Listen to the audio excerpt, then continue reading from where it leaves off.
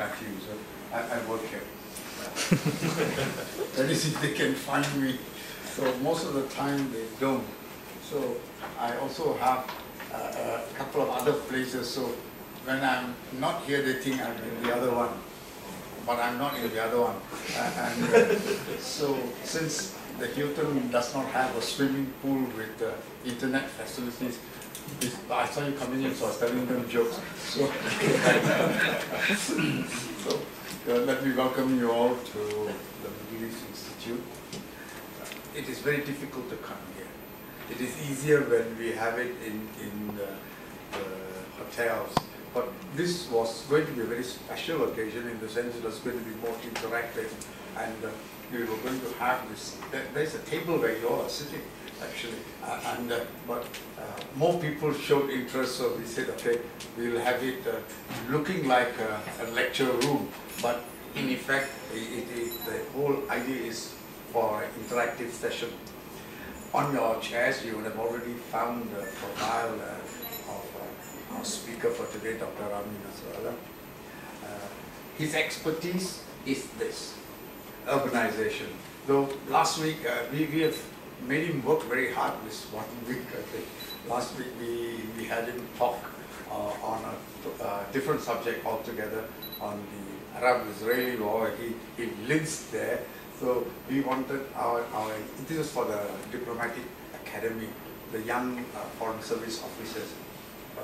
Wanted them to see something more different from what newspapers tend to do, so that they could see, okay, the real life experiences of someone living there. Now, talking about newspapers also, fortunately or unfortunately, when we read about the Middle East, very often it is to do with jihadists and bombs and murder and blood.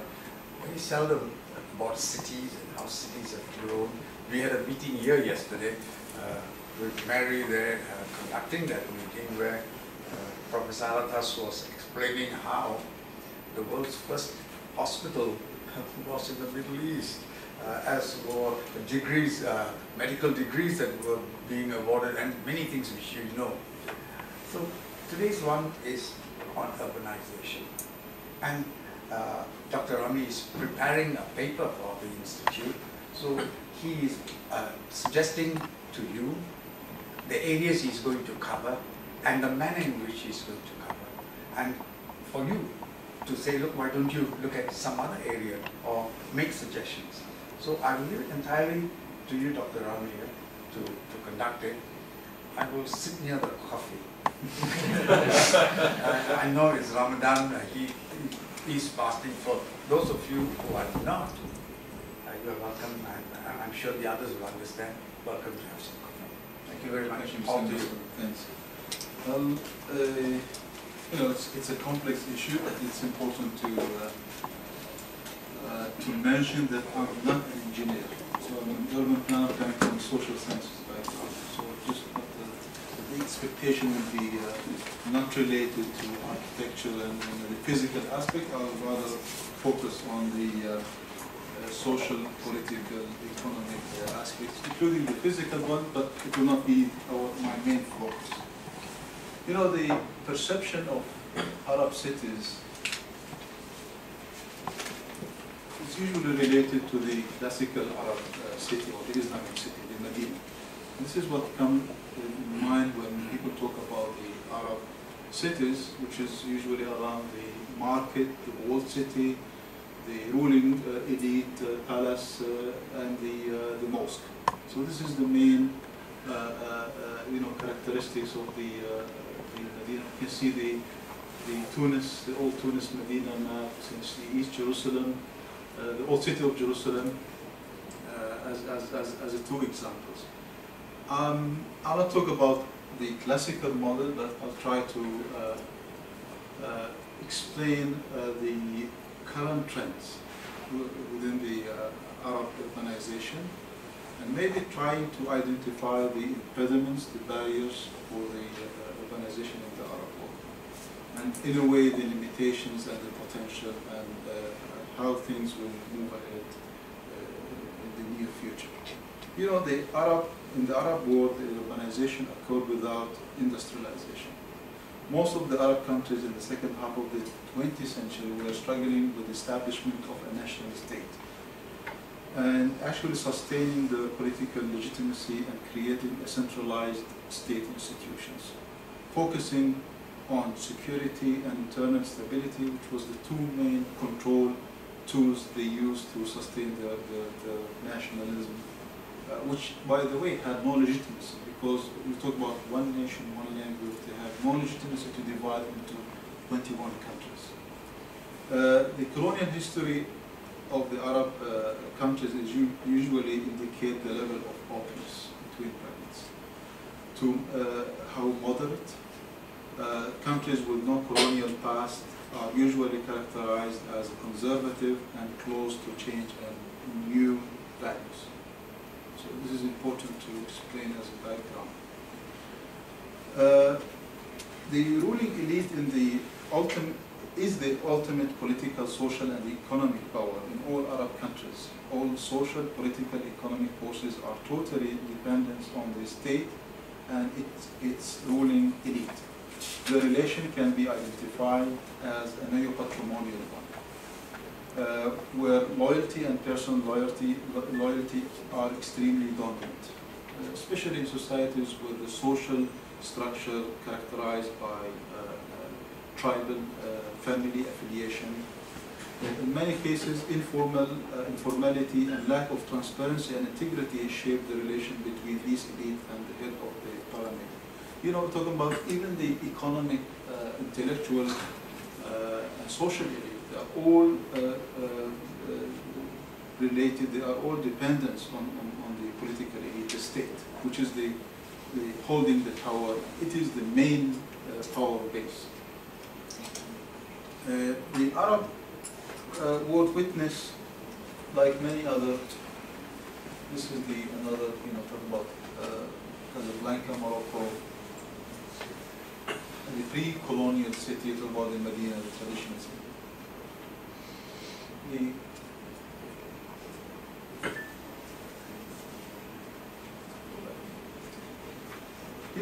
Like many developing countries, the Arab world witnessed a rapid population growth and the developing of transportation system and network, and the economic and structural changes fosters the urbanization in all Arab countries. About half of the population live in towns already since the 80s. We're talking about heterogeneous urban context, which characterize the Arab world. There is diversity of national conditions and the existence of urban tradition. In some large cities, people use modern implements, but still behave culturally and socially as traditional communities. So in some of the cities, actually, they copy the social structure in a modern pattern within the urban spaces. The emerging of Arab elite, the emerging of the Arab urban elite in the early 20th century is usually linked with the nationalism, especially in countries like Lebanon, Syria, Palestine, and Egypt. These elite were taking active part in fighting colonial powers and lived next to the traditional social structure of the traditional multiple families, trade families, where the city, actually urban elite, were controlling the rural areas and where the products and economic relations were dominated by these elite. And I forget to mention the religious elite, which was part of the social fabric of the Arab cities.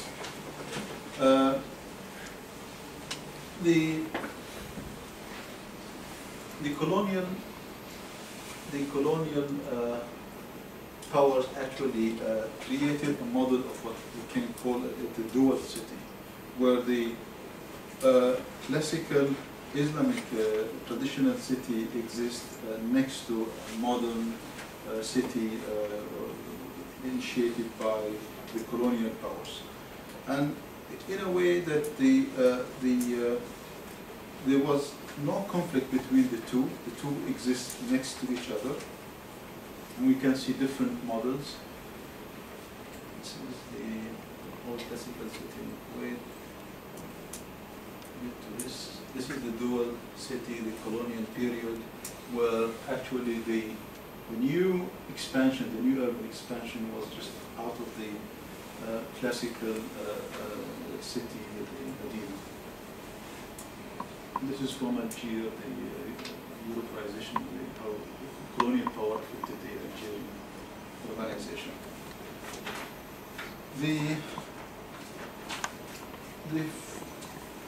The fact that the Arab world has different countries with different levels of urbanization, and they are differently, there's a gap between the resources, the level of urbanization.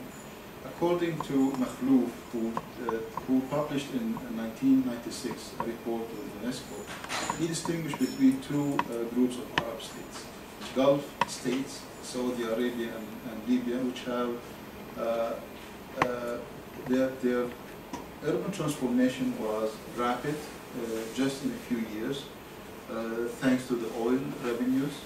The rate of urbanization in such states as Kuwait, Qatar, and United Arab Emirates have become, as a result, one of the highest already in 1986. We're talking about 90% of the total population live in these big cities, which is a state city. The Maghreb countries, except Libya, that have unequal resources and are engaged in the process of the social change. And actually, the urban growth has been accelerated because of the fact that many of the rural areas were moving to the cities. The urban explosion, which is resulted from the migration to big cities, mainly the capital cities and the political elite centers. You can see also the colonial cities, the dual model that I just talked about. And this is, the statistics about the migration, about the. We're not going to details. The idea is to try to map the urban process within the Arab countries. But here you can see the all data about the urban rural in Arab countries in millions. We see the level of urbanization in Arab countries, and actually, if you look at the Gulf countries, you see how cities are hosting the majority of the population in these cities, different from other countries like Yemen, North Africa, and Egypt is still moderate. This is the population growth in Arabian Peninsula between 1950 to 1997. You can see the rapid population, including the migration of Arab and non-Arab working force who moved to these countries. I will move, because I'm not here to explain the history of Arab urbanization. I rather prefer to focus on modern, current trends in the Arab world and what's going on today. Actually, we can divide the Arab countries today into at least three categories. We talk about the globalized cities. In some cases, cities like Doha, Dubai, and Abu Dhabi has been actually going through a fast urbanization process. We're talking about urban cities, which does not exist before the oil. To take Abu Dhabi, for example,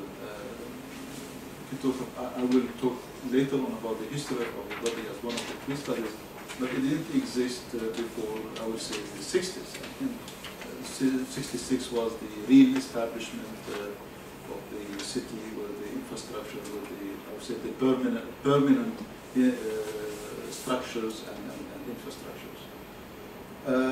The model of today that this the globalized city of the Gulf states since the mid-90s actually went through a fast,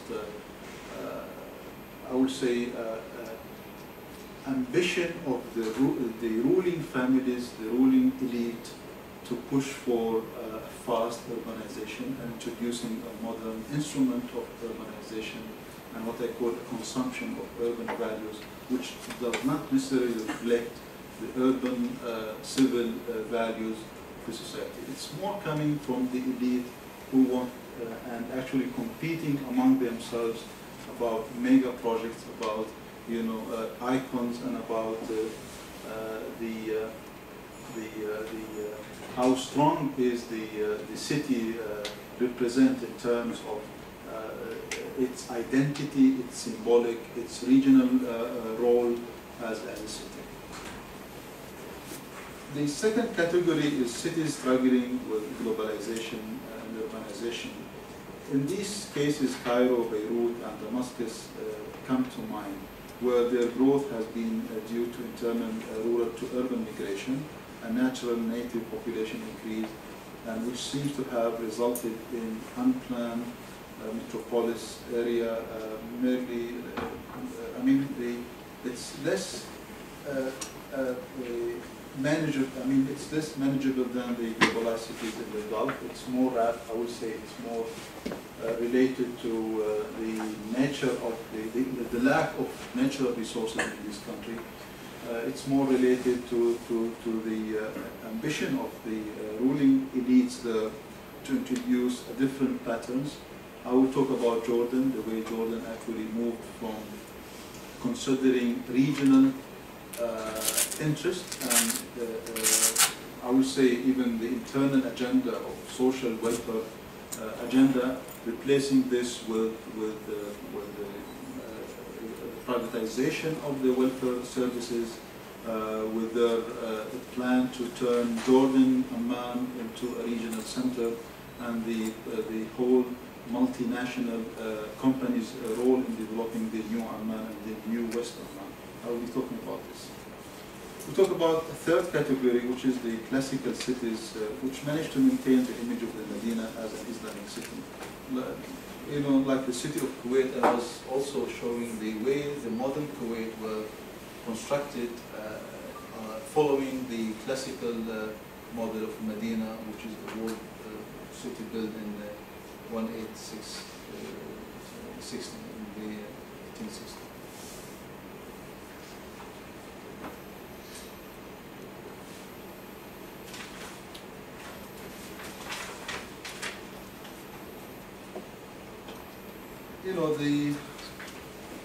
The Dubai model, what we can call the Dubaization of the Arab world and the urban development of the Arab countries. Dubai is emerging as one of the fastest growing cities in the Gulf area. It is also a global contributor and a cosmopolitan city where major global events take place.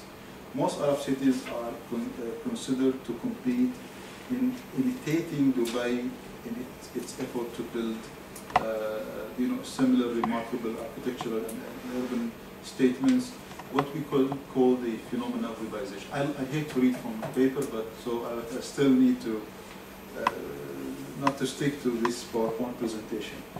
The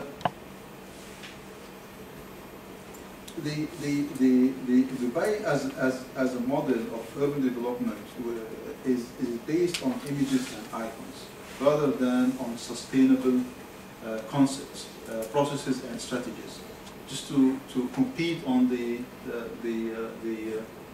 mega projects that I just mentioned.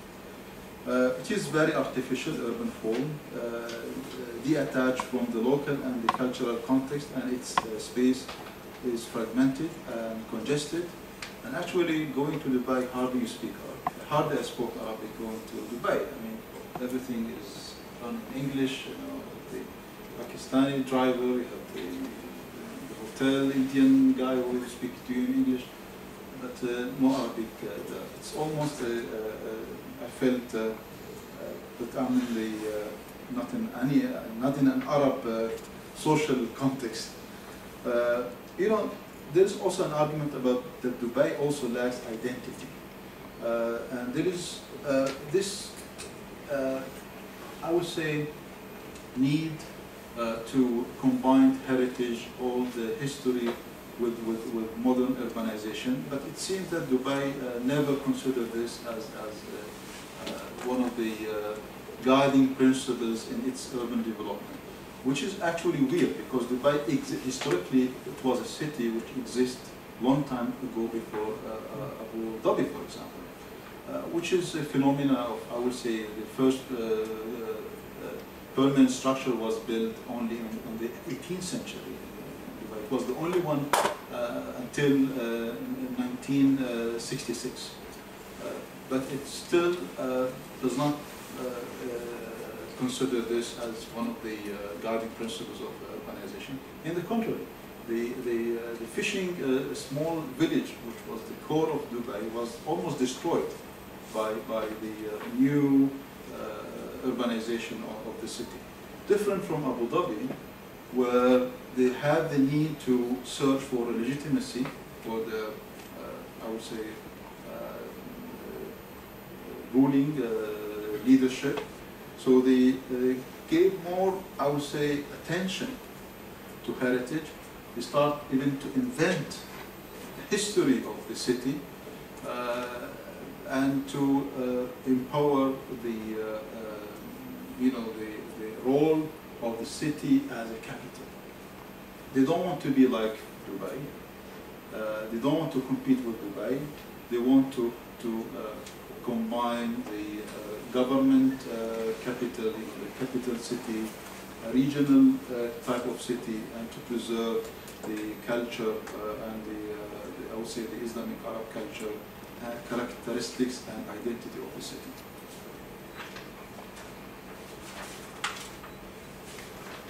If I try to compare between Dubai and Abu Dhabi,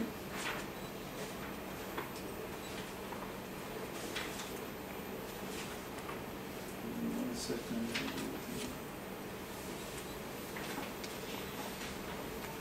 You know, I was talking, you know, before that in the Arab context, cities are symbols of political power as capitals. Especially in the non-oil states, where most of the resources were directed into the capital city. I'll give one example. In '67, before '67, when Jordan was controlling the West Bank, they actually prevented Jerusalemites, I know this from the development history of the city, from conducting any kind of project.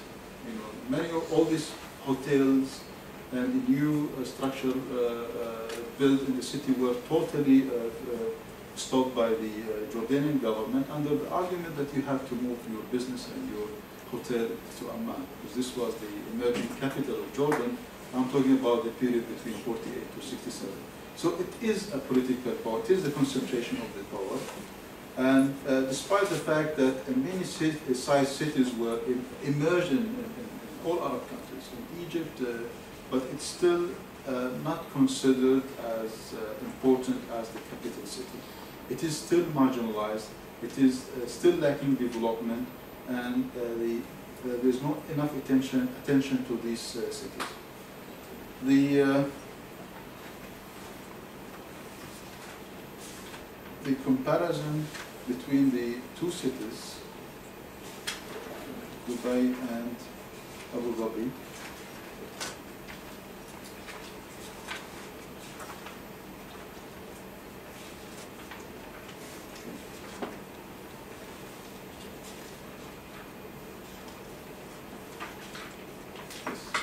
you know, I just mentioned a few minutes ago that while Dubai has established a historical center, it is a cosmopolitan, it is more liberal, because it has a colonial history, different from Abu Dhabi, and forms a trading hub between East and West. Abu Dhabi lack any significant historic center or structure, is more conservative and lacks the liberal entertainment facilities that Dubai enjoys. While Dubai aims at global audience, Abu Dhabi seemed until recently to be looking primarily to be a regional center. And since Sheikh Zayed died in 2004, there is a spirit of change within Abu Dhabi.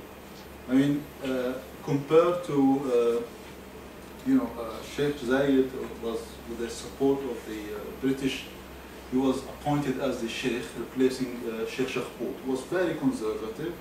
He even refused to use the revenues of oil to modernize Abu Dhabi, to the extent that he refused to supply electricity to the city, except to his palace, for sure. And he was against any infrastructure project in Abu Dhabi.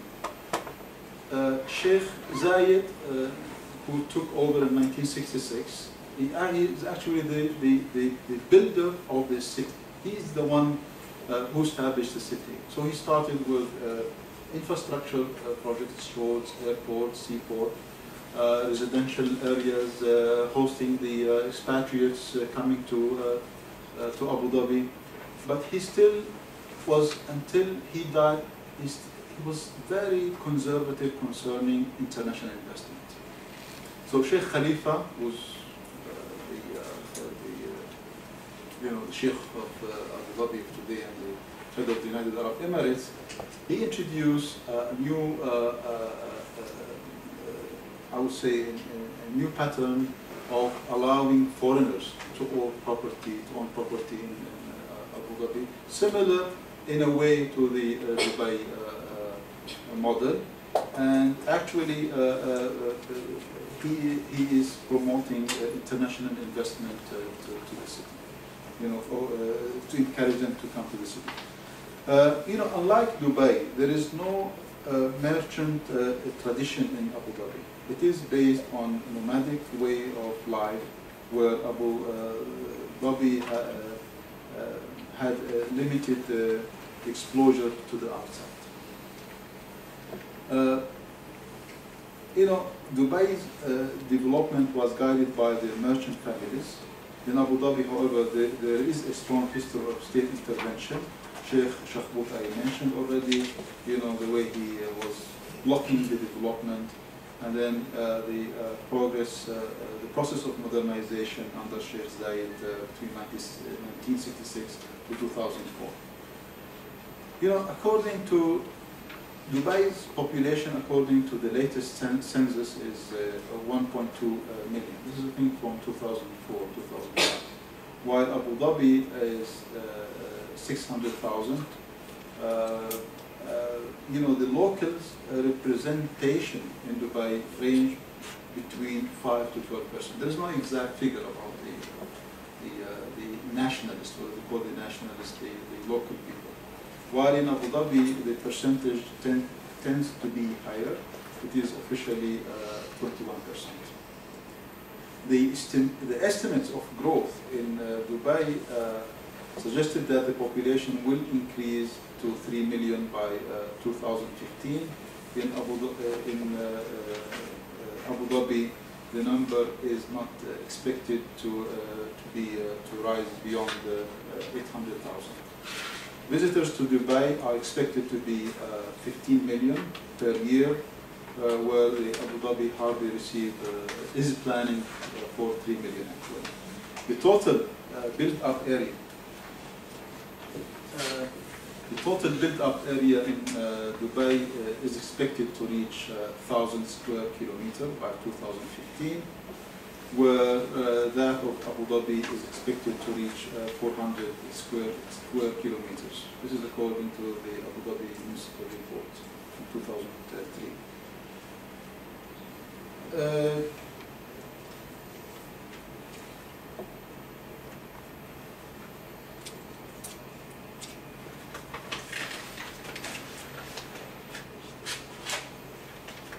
I will move to the second category of the struggling cities. You know, the Amman as a case study. You know, since you know, King Hussein, late King Hussein, who died in 1999, similar to the classical, I would say, ruling Arab model state, his main emphasis was the state and the centrality of the state and the ruling role of him as the king of Jordan. So all what to do with the power, the state, the icon of the state control was highly important. King Abdullah, since he was becoming a king, and it's almost more than 10 years ago, 1999, he's more coming from the young generation. He believed in the private sector, you know, role to manage the services. He stepped down from the old classical King Hussein strategy of focusing almost, I would say, merely on regional stability, knowing that Amman, for example, as a city, and I'll talk about the history of the city, it was not populated before the Ottomans were moving some of the Sharkas people to Jordan. I'm talking about the early 20th century. In 1921, the population of Amman was 5,000 people, most of them the Sharkas people, and some of the Palestinians and Syrians who moved for social disputes or for economic reasons, who moved to Amman. The history of Amman is, and the emerging of the modern Amman, it's all related to, I would say, to conflict in the region. In 1948, between 800,000 to 900,000 Palestinians were forced to move, from historical Palestine. The number of Palestinians who reside in Amman, out of this number, I think it was 240,000. I'll make sure that it's the right figure.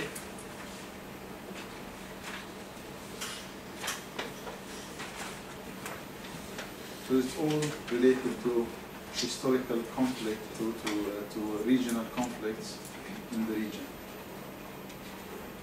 One second. Okay.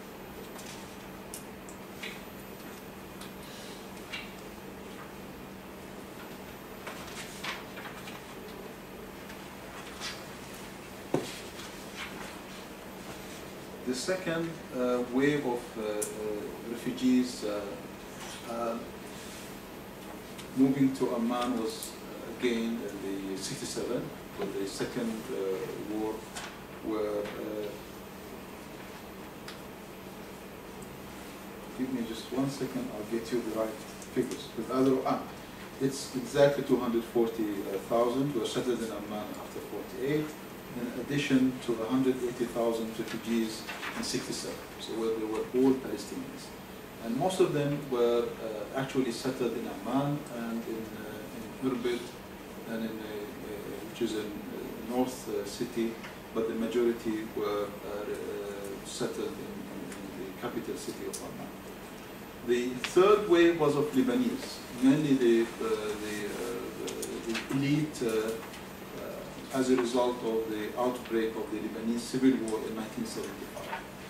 And I would say the fourth wave was in the 170,000 refugees.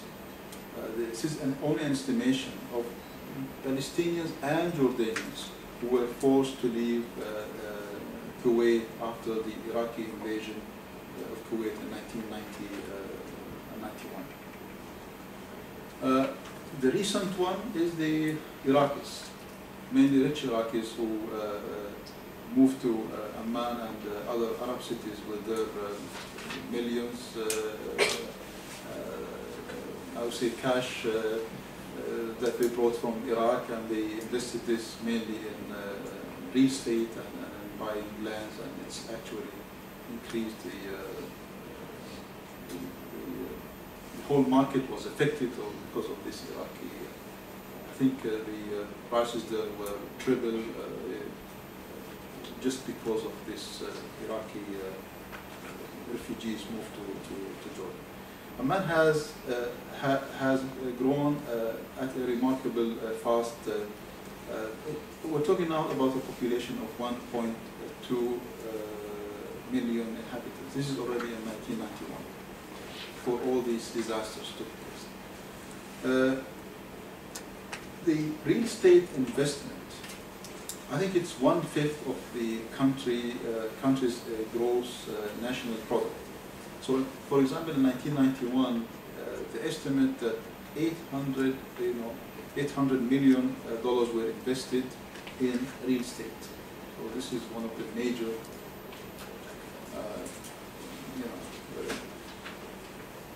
investment in Jordan. One of the psychological factors, everyone in Amman consider himself as a non-permanent resident. People can born there, they have their extended family there, but they have never felt that they belong to this place. So attachment to place is characterizing, I would say, the majority of the population, because it results because of forced displacement. And Palestinians are still waiting. They are well integrated into society. They are the economic elite, but for them, they are still refugees. Maybe less now, because there is more and more pressure in Jordan about loyalty, especially with this King Hussein, King Abdullah. King Hussein was born into a certain balance between the Palestinian-Jordanian affiliation. He's actually satisfied everyone can be Jordanian, but you are affiliated and you are loyal to your Palestinian identity. Until 1988, Palestinian West Bankers had representatives in the Jordanian parliament. All Palestinian West Bankers, they were Jordanian citizens. Maybe the exception now is Jerusalemites. I'm still holding a Jordanian passport because the policy at that time is to give Palestinians the passport to make it easier for them to move. There's no contradiction between your loyalty to Jordan and your citizenship and your Palestinian loyalty. But this changed with King Abdullah. And his slogan is all about Jordan first. So here you have to prove loyalty. And most of the economic elite is a Palestinian, so their loyalty goes to the new, I would say, strategy of the ruling family. And in a way, the whole economic strategy of King Abdullah is run by Palestinians. And this is one of the criticisms against King Abdullah. I mean, the way he privatized, the privatization and selling out all the government offices, like the headquarters of the Mukhabarat, was sold to a multinational company, Saudi company of Hariri family. The master of this was his head of office, the head of the Diwan, who's a Palestinian Jerusalemite. So he was criticized that he's actually selling the country to prepare for what they call alternative homeland for the Palestinians. And this is the mood, this is the trend among Jordanians, especially tribal families. To the extent that a group of 500 former commanders and army officers, they organized themselves in one group just recently, 3-4 months ago, against this policy and preventing any possibility that Jordan will be an alternative for the Palestinian homeland. You know, I talked about sense of belonging, but there's also lack of urban identity.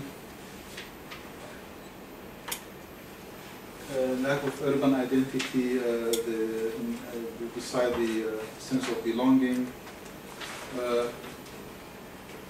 The official narrative discourse, it never considered urban heritage of Amman as part of the discourse, of the national discourse.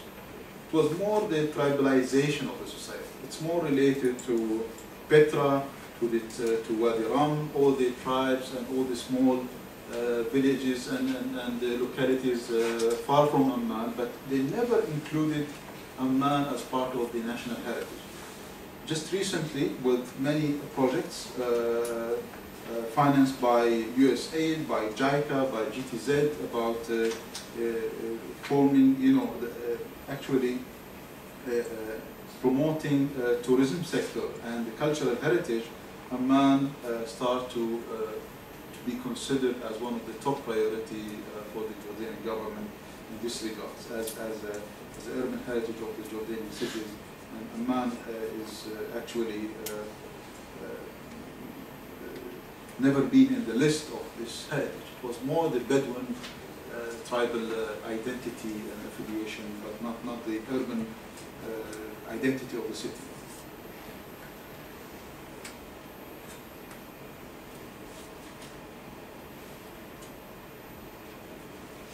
You know, the total area of Amman, greater Amman, which keep expanding. Now it's almost reaching the international airport. We are talking about an area of around 1,700 square kilometers, with 60% of the population of Jordan. So Amman is the largest metropolitan city for Jordan. There is a socio-economic gap between East and West. East Jerusalem, where the neighborhoods developed in the 60s, 70s around the historical core of Amman, where the first, you know, Emir of Jordan established his mosque, Masjid al-Husseini, the Husseini mosque, what we call now downtown Amman today. All these neighborhoods became actually populated by Palestinian refugees. And the eastern part of the city is also, it includes the largest refugee camps. West Amman developed in the early 80s.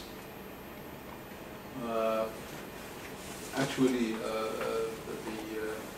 the Palestinian elite started this neighborhoods west of Amman, and the gap between east and west is visually is I mean, you can notice this going to Amman. You just look at the way, if you look at to the east, you see more, I would say, a desert type of landscape. You see almost no greenery there, but if you move to the other, to look at the other direction, it's more green. It's even different. I would say it is more the mountainside. It is more the elite, economic elite. Since the neoliberal economic strategy of Jordan, there's a new category of urban neighborhood established, which is the what we can call the global multinational projects like the one in Abdel, which is the hub of the local transportation. It was the camp for the military and for the mukhabarat, for the secret police. It was all sold out to the private sector, and Hariri family is putting the huge real estate project for residential area and for economic commercial activities and offices, etc. There is a new emerging elite of the global elite related to global tourism, services, banking, finance, and the elite around King Abdullah, who believe in liberal economy, etc. So even a second, there is additional gap between the West Amman, classical, traditional neighborhoods, and the new global neighborhoods. We're talking about crazy figures when it's come to buy an apartment in Amman. Until 5 years ago, $100,000 US would be, the average price to buy an apartment. Today, it's in some of these neighborhoods, we're talking about 1 to 5 million for an apartment. So I mean, and the one who can afford this is the global elite and the ruling elite around this new trend. And by the way, this policy is run by the government. So there is a government company, agency responsible for these mega policies. And actually they are shareholders within these projects. So the government is a partner to this project. They are business partners.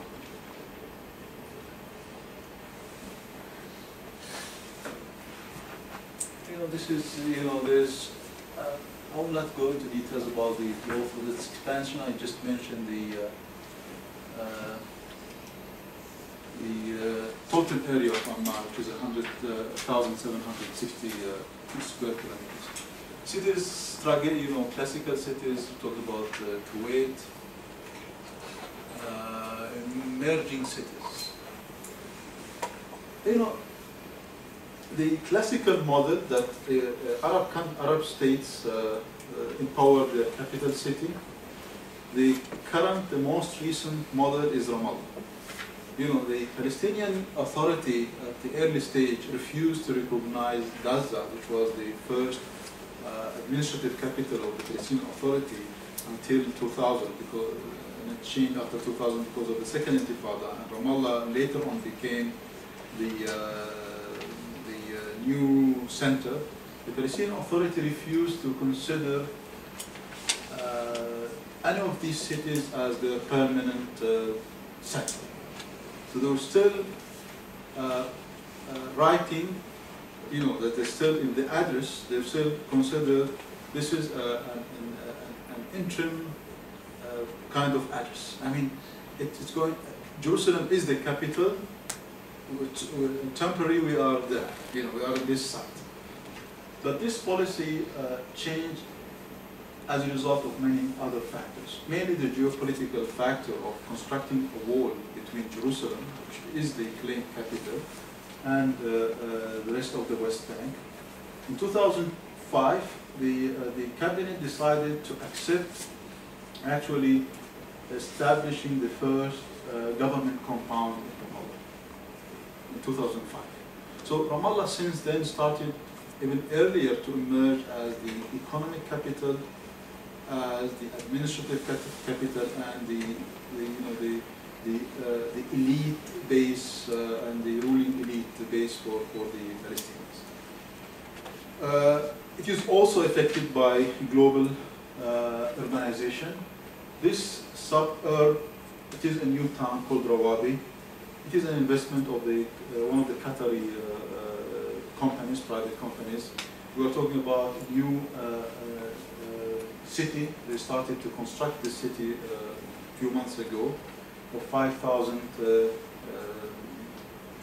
units, just north to Ramallah. I would say out of the 160,000 Palestinian employees working for the government, at least 80% of them moved from other cities in the West Bank, other villages to Ramallah. So Ramallah, actually today, the official number of its population is 100,000, but de facto, I think it hosts more than 600,000 people. When we talk about Ramallah, I talk about also other twin cities, Bire, which is next to Ramallah, and Lithuania, which is 3 twin cities north of Jerusalem. This is the Ramallah Al-Biri. You can see this in 1918. In 2008, you can see the built-up area, the development of Ramallah. Despite all the restrictions that the city is surrounded by settlements and by walls and by barriers.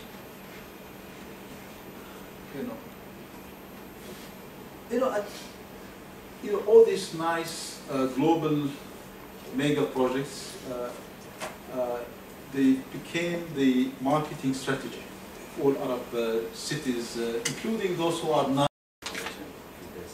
So, would there any tweaks to the population, global population of the Emirates, would keep the population renewal helps to answer the question of sustainability of the economy?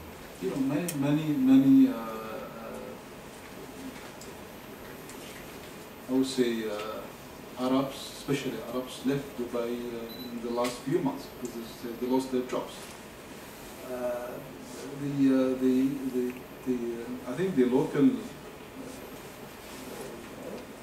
nationals, the non-guest population, they are declining in many of these countries. And if there will be no recovery of the economy, how we can talk about the new population will increase and will go back to work. There's many of the, even people that whom I know, they return back to Jordan or to Palestine because they lost their jobs. I'm talking about, engineers and business people. So it's not stable because of the financial crisis, especially in Dubai. And the recovery of Dubai will take some time. It seems like this is the case. So just a really quick comment. Sure. Just to go back to your previous point about the alternative model of cities for the Palestinians and Christians. Sharjah, right? The other city, I can't catch. I think Awabi? No, the other city. Sharjah. Yeah, Sharjah. Sorry.